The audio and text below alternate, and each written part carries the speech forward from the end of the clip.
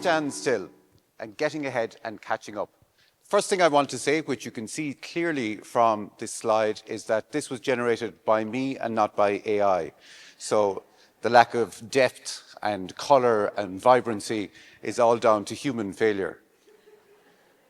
But more seriously, I think in the context of the discussion we're having today, we're at a precipice, looking at potentially the democratization of innovation. But what does that mean? It means taking the tools that currently reside with specialists and making them available to everybody. And for regional and rural areas, among those, the Celtic nations, that offers an incredible opportunity. But it's not without risk. Any thoughts on who this might be? Anybody recognize this guy? Yes, correct. You might have seen the movie. But they talk about the bitter aftertaste of technical sweetness.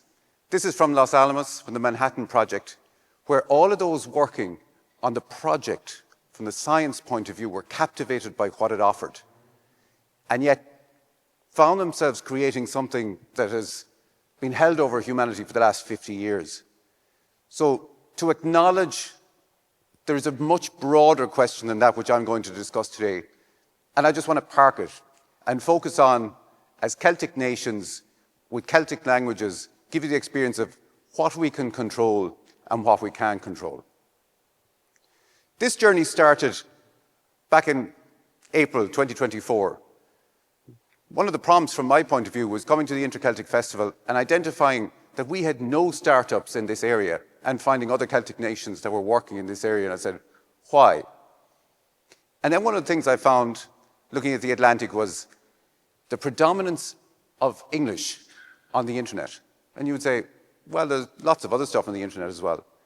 But the crucial importance of this is to avoid the homogeneity that then drives everything else in terms of the lived experience, not only on the internet, but now what will become the lived experience of everybody through the use of AI tools. And how do we rebalance this?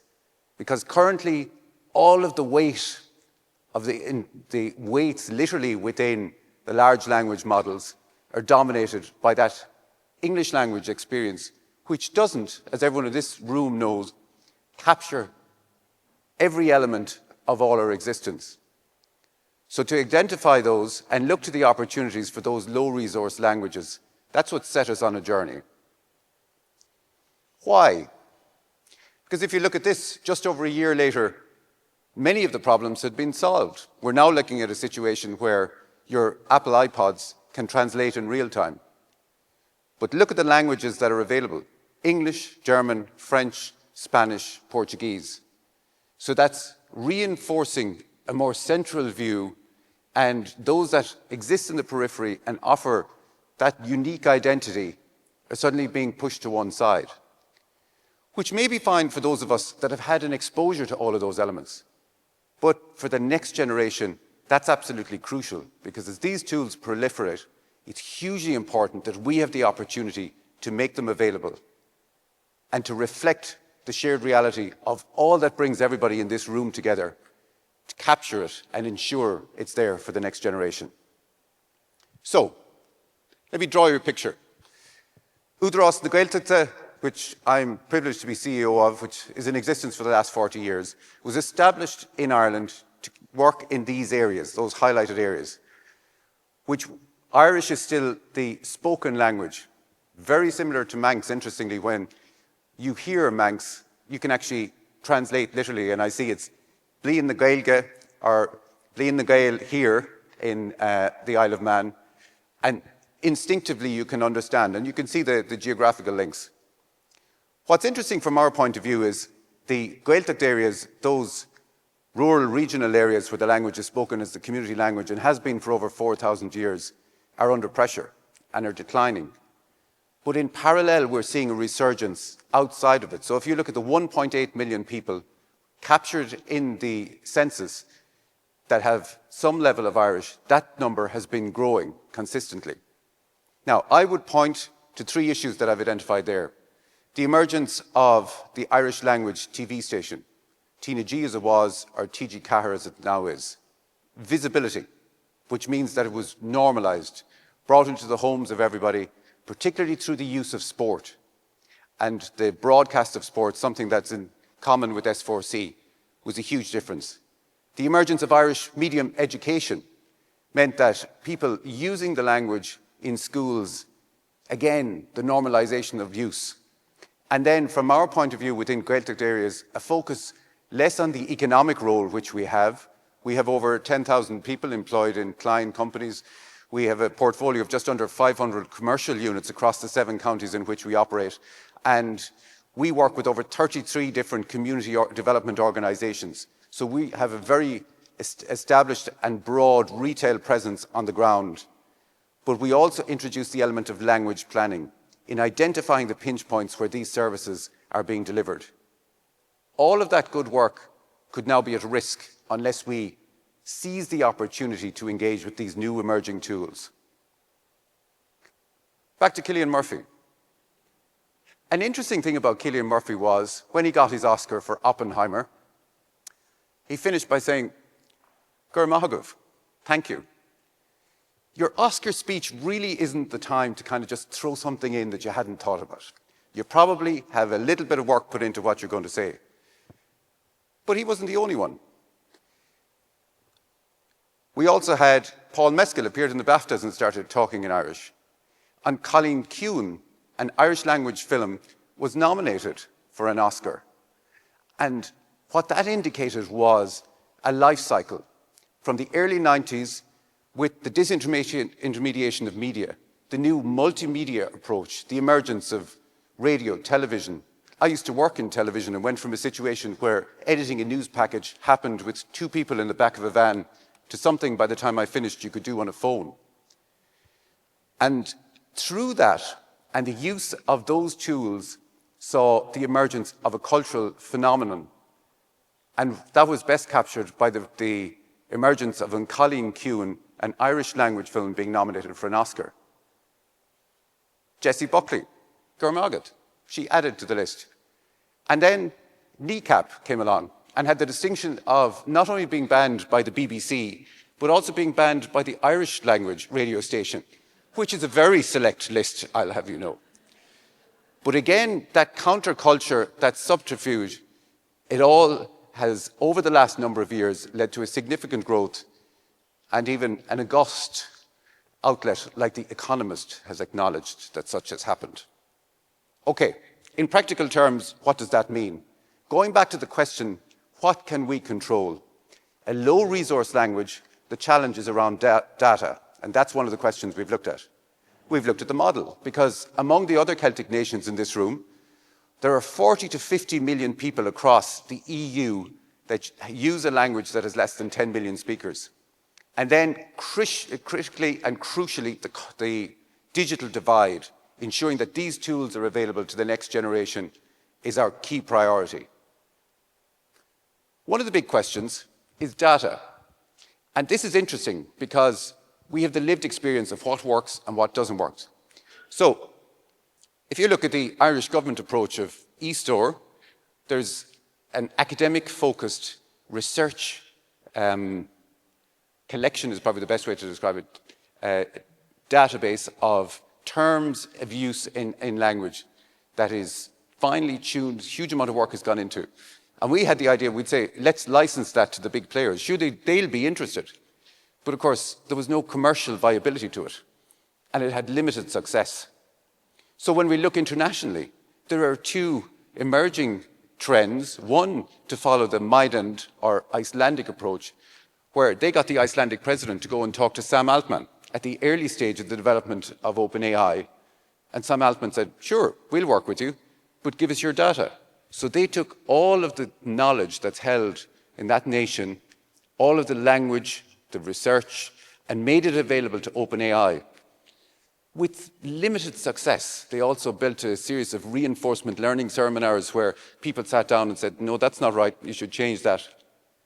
Then, literally on the other side of the world, a completely different approach. The Maori people in New Zealand said, we're not giving our data to anybody. and they began to develop their own LLMs, now, to be fair, things had moved on in terms of technology, but it just shows that key issue around data sovereignty and who owns it. From our point of view, we've been working with Trinity College in Dublin.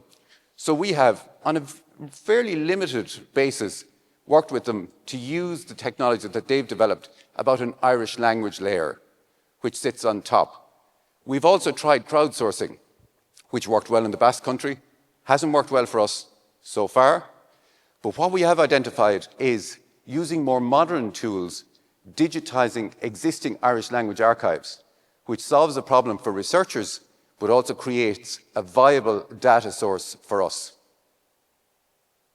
Then, as Charles mentioned, onto the bigger questions. EU versus US. This wasn't an issue 2 or 3 years ago. So now the whole area of digital sovereignty has raised questions about who owns the scope, who owns the models, who owns the data, and effectively the scope to control what comes from them. So we're part of a group across the EU developing an EU LLM called Alt-EDIC. The EU really have never improved on their catchy titles for big projects. Mango, which is a little bit dated at this stage, but just uses a shorthand for big tech, Meta, Apple, NVIDIA, Google, and OpenAI. But what we're doing at the moment is taking a twin track approach. Within Microsoft 365, which is the default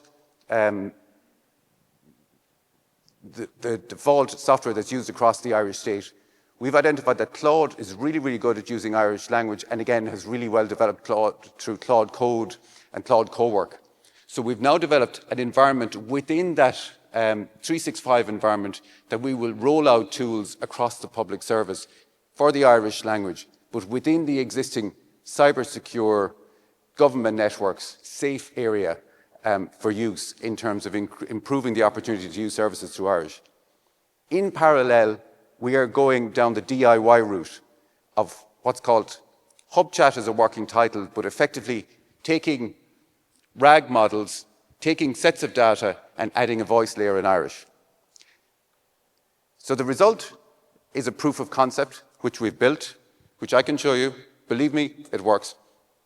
But effectively, we've built this model that takes the Citizens Information Bureau data and adds a voice layer. So now, for the first time, you can interrogate this in Irish.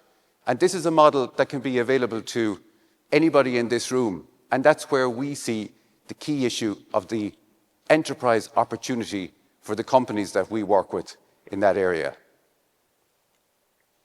Our next steps.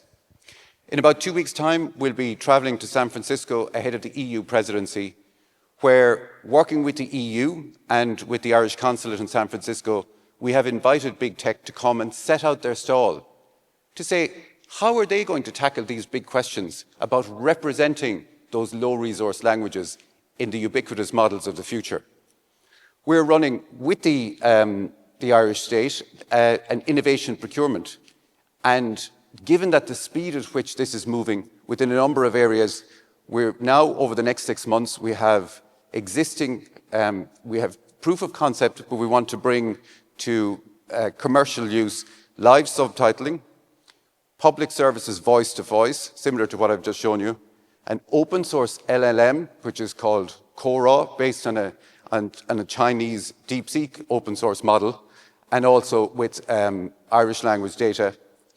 The digital enterprise pathway, which I mentioned, by moving first and creating spaces where we offer the use of NVIDIA chips to companies that want to do this work through the Irish language, replacing the advanced factory approach of the 1970s. Now, this is the new infrastructure that these companies demand.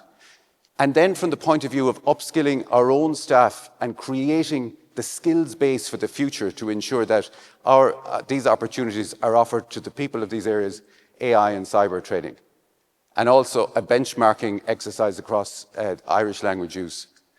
So to finish, a further question. Anybody know who this is? John McCarthy, 100%. John McCarthy not only was the man who coined the phrase artificial intelligence, but his parents and his father was from a place in Kerry called Crumon. and was an Irish speaker before he moved to the US. So I finish with that point, that we start and finish with Irish language AI. Gurmai, Gurmagad.